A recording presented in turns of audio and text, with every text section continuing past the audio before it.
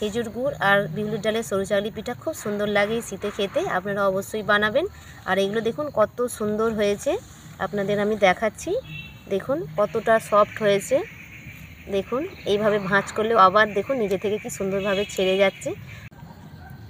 গোটা পিঠেটাই খুব সুন্দরভাবে সিদ্ধ হয়েছে, দেখুন কত সুন্দরভাবে সাদা হয়েছে পিঠেগুলো। এই রেসিপিটা কিভাবে করেছি আপনাদের দেখাবো, আপনারা ভিডিওটা প্রথম থেকে শেষ পর্যন্ত দেখুন, খুব ভালো লাগবে আর খুব সহজ।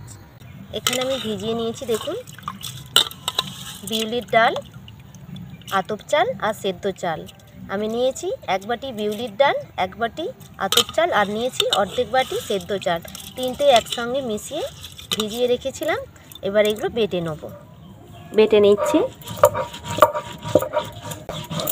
আমি শিলেতে বেটে নিচ্ছি, চাইলে আপনারা মিক্সিতেও বেটে নিতে পারেন, তবে এতে একটু জল দিয়ে দিয়ে বাটতে হবে, একদম শুকনো আমি বাটবো না।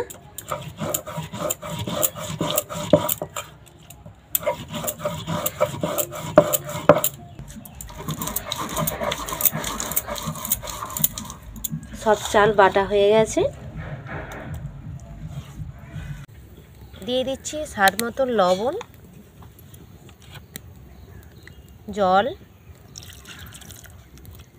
জল দিয়ে আর লবণ দিয়ে ভালো করে মেখে নেব। ভালো করে মাখতে হবে যাতে একটু ডেলা না থাকে।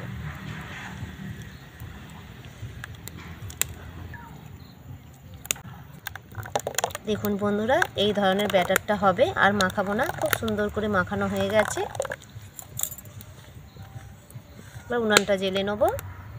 উনানটা জ্বালা হয়ে গেছে, উনানে কড়াটা বসিয়ে দিলাম।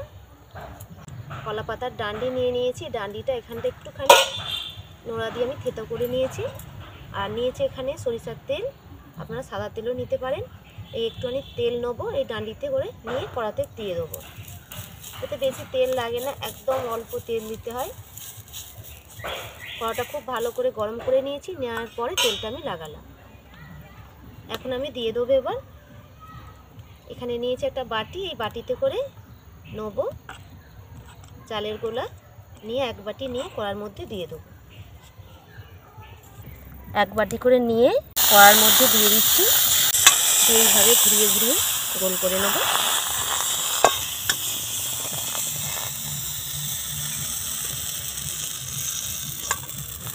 আর দেখুন কেমন ফুটো ফুটো হয়ে গেছে। ঢাকনা দিয়ে ঢাকা দিয়ে দেবো,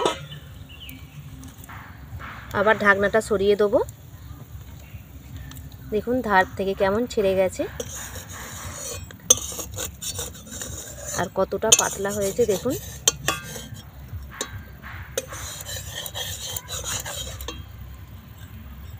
খুব পাতলা হয়েছে,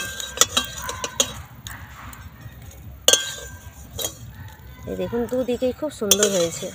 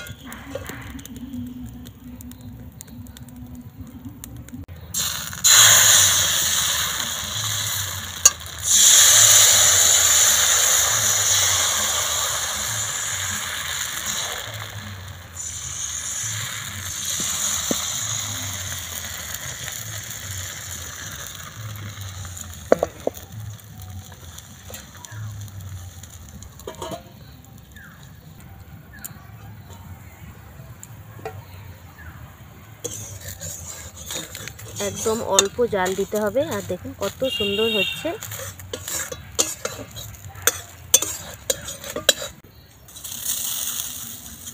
এটা করলেই শেষ, আর নেই।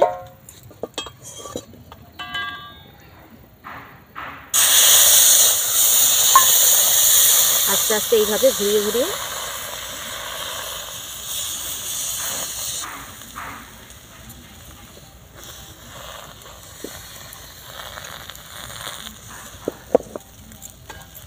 ঢাকনা দিয়ে ঢাকা দিয়ে দেবো। আর দেখুন দেওয়ার সঙ্গে সঙ্গে দেখেছেন কত সুন্দর ফুটো হয়ে যাচ্ছে।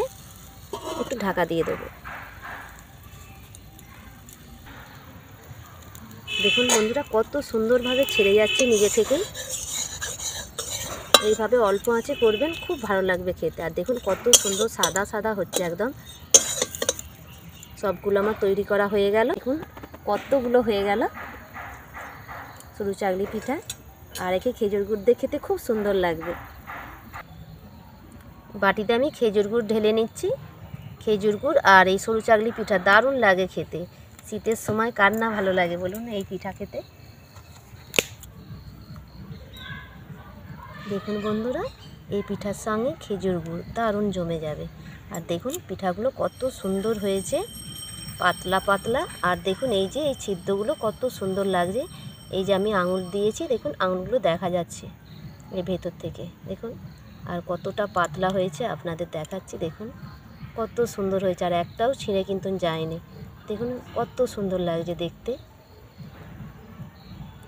সবগুলোই খুব সুন্দর হয়েছে দেখুন। আর কতটা সফট হয়েছে দেখুন, কত সুন্দর। প্রতিটাই খুব সুন্দর হয়েছে। আপনারা এইভাবে অবশ্যই বানাবেন। আর এই বিউলির ডাল আছে তো খুব সুন্দর লাগবে খেতে। আপনারা আমাকে জানাবেন কেমন হয়েছে এই রেসিপিটা। এই বিউলির ডালের সরু চাগলি পিঠাটা কেমন লেগেছে আপনারা কমেন্ট করে অবশ্যই আমাকে জানিয়ে দেবেন। আর আমার চ্যানেলে যদি প্রথম হয়ে থাকেন সাবস্ক্রাইব করে দেবেন। আজকের মতন এখানেই শেষ করলাম। আবার নতুন রেসিপি নিয়ে চলে আসবো আপনাদের সামনে। আপনারা সবাই ভালো থাকবেন, সুস্থ থাকবেন। নমস্কার।